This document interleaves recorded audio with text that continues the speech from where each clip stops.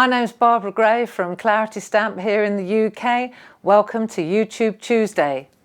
Today I thought it would be interesting to take a canvas board and add a stencil and then run it through an embossing machine, and let's see what happens. What I'm going to do first, before we actually run it through my e-bosser, is I'm going to make a really nice background wash or colour using some excellent paints from Paper Artsy. These are the fresco finish paints. They're a chalk acrylic, very, very lovely. I'm going to use taupe and cheesecake. So what I intend to do is make a nice background, add the stencil, and then make an impression by running it through an embossing machine. Let's see where we go, shall we? So the first thing I'm going to do is stand up for this because I want to add some cheesecake. That sounds great, doesn't it? Good enough to eat. These are lovely names. So what I want to do is just add a little bit of cheesecake to the canvas board, and then using my brayer, I'm going to just spread out the acrylic paint like so. There we go. And if I want to use more, if I want to add a little bit, I can.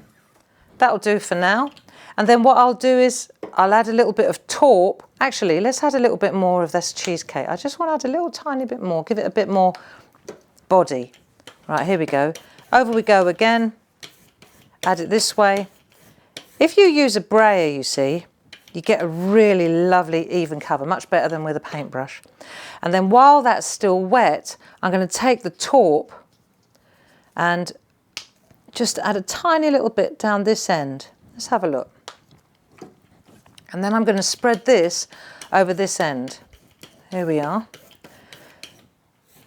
And then what we want to do, you see, because this is going to add the base of the colour, just spread it gently.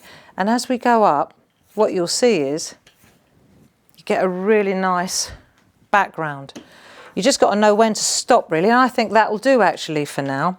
If I wanted to, I could take if I want to bring this down again, blend it in a bit more, then what I'll do is I'll take a little bit more of the cheesecake and then I'll just blend the cheesecake back down. You see, and you just take that edge back again. It's good, isn't it? Just easy, easy, easy. So that'll do. I want a really moody, nice background. And then, you see, what we're going to do is add our stencil image to that. So let me put that over to one side to dry, and the paint's done its job. And now let's take a look at the stencil that I'm going to use. This is I'll show you on the mat and then you can see it better. It's a bird table and it's got two birds. But what I'm interested in this time is not that part, but this part. The bit that we also give you, the two birds and the bird table, the innie as I call it. So what I want to do, let's pretend that this is actually a clean one. Let's just pretend this is the canvas that we're going to use it on. Now, if I want it to look like that on my canvas, and I want the bird to be there, for example, like so. Oh, not upside down though. Maybe. Right, if I want it to look like that, then I've got to put the ink on the back. So I've got to flip these images over because they're going to be face down on the canvas. Right, so now I've decided which way around I want the images. I'm going to take my potting saw, permanent ink pad. You see, if we're working on acrylic paint, even though it's a chalk paint, it's still an acrylic. So we need a permanent ink pad. And what I'm going to do is just coat these images. Get the little bird. Oh, he's gone now. Where's he gone? Oh, there he is. Right. And just squeeze the image with some paint. So you're coating the bird with a little bit of acrylic, and this one too.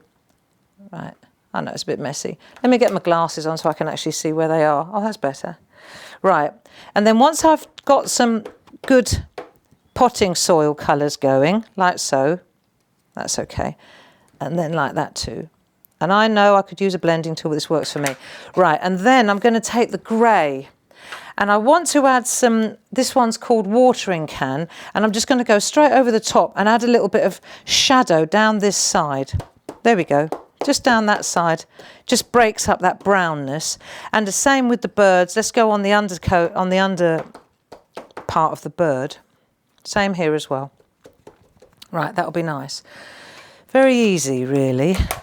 So once we've coated the stencils with ink, this is still drying nicely, we put that over there. Now let's have a look at the sequence of plates that I'm going to use. Now, I'm using an embosser, but there are other embossing machines out there, and it depends entirely. All you've got to do is change the plates around so that the canvas goes through.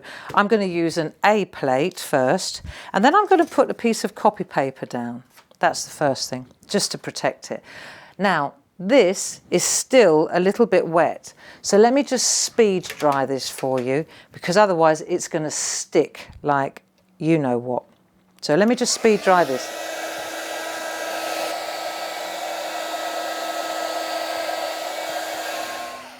All right, so now we know that that's dry for sure. That's it, lovely.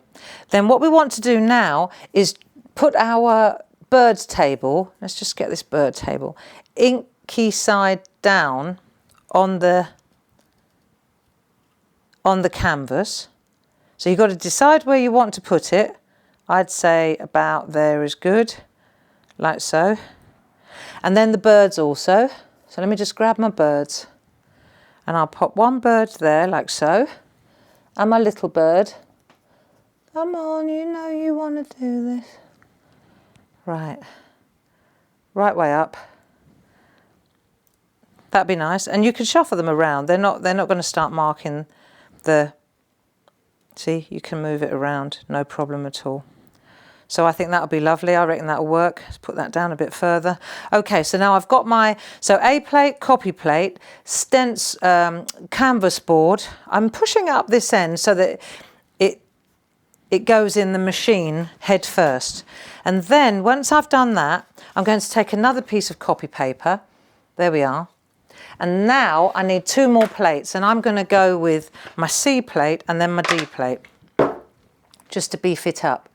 Right, and then that sandwich with the canvas board is going straight through this machine. So let's have a look. In we go. Make sure that it's switched on. Switch it on. And off we go. No hands!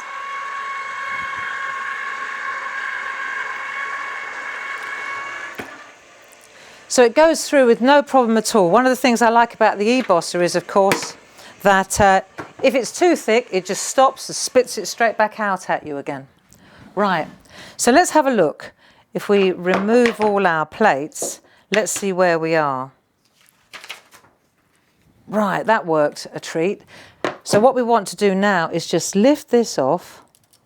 Isn't that beautiful? And then we'll take the birds and we'll just see, because they're embedded, this is what you can't quite see here. Hang on a minute. Let me just embed them, because they literally have made an impression and gone straight into, this is the magic of this technique. I'll show you. When we get rid of the bird, let me just get my fingernail under there like so. Right, I want to show you this because it is pretty spectacular. If you look at this now, you'll see that the birdhouse and the birds are actually embedded. They've made an impression. That's what I call making an impression on canvas. Now, it stands to reason, it goes without saying, that if I took the other part of the stencil and just laid it over the top of the canvas board, that I could just put colour through the stencil. That's obvious. But the magic of this technique is this embossing or debossing, where the stencil shape or the image is actually impregnated and almost like etched into the canvas. That is absolutely magical to me. So have a go, see what you come up with. Now there are a couple of little finishing things that I want to show you. For example, the edge of the canvas. This is easy. All we're going to do is take one of the colours, for example, and then just smear one of the accompanying colours. I choose to use the slate grey. Just smear it, dab it, and stain the edge of that canvas board before you mount it, and what you'll find is that will really make the whole picture jump off the other canvas. So give me a minute and let me just finish this for you, and then we'll look at the finished result. Okay, so all I've done is gone round all four sides with the watering can ink pad, and then I've carefully wiped the colour or the ink away from the front just to give a really nice sharp edge. Now, as far as mounting this up, this would look nice on any wall in my opinion, but let's just take a look. If I wanted to mount this on another mount board, that would really frame it beautifully. So all I'm going to do is just turn this over, take a piece of double-sided tape, because that for sure, that certainly will hold it in place. And I'll just add a bit of double-sided adhesive tape. It's all available on our website, you know. And then I should take an A5. This is A6, this is A5. So then I'm just going to lower this down. Let me take the adhesive. So we'll just lower this down and it'll be in exactly the right place. There we are. Very lovely. Press gently in the middle, and then we know that that's going to sit perfectly. There we are. And then we've got these wonderful little stands I'm going to show you, because I think that art is not just for hanging on the wall, but doesn't that look super as well, just standing up like so. So there we are, and this is an embossed or debossed canvas board using one of our Clarity Stencils, the bird table. I hope you like it. Let me show you a couple of a variation on this. This one, for example, is one that I also did using more colours in the background. Now, the thing with this is, and this really proves my point, where the image or the stencil is dropped or recessed or debossed, where I've sanded gently over the top, I've brought back the whiteness of the canvas. And so therein lies the proof that these images are actually embedded in the canvas. I thank you for your time. I hope that you go to my blog and follow my daily step-by-step projects on the blog. That's barbaragrayblog.blogspot.com or .co.uk. And I hope that you'll subscribe to the YouTube here. And I look forward to seeing you next time. Bye-bye now.